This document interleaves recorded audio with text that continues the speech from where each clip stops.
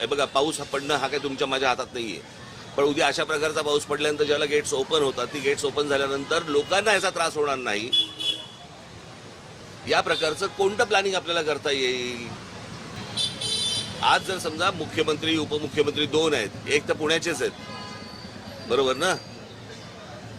म्हणजे ते नसताना पण धरण वाहलंय, एवढं पाणी पडलं. आता मला असं वाटतं की त्यांनी ह्याच्यामध्ये लक्ष घालायला नको का? हे काही जगात पहिलं एकमेव शहर नाहीये की ज्याच्यामधून नदी जाते. जगात अशी सगळीच शहर आहेत की ज्याच्यामधून नदी जाते, पण ते काय करतात आणि मग आपल्याकडे का नाही होत गोष्टी?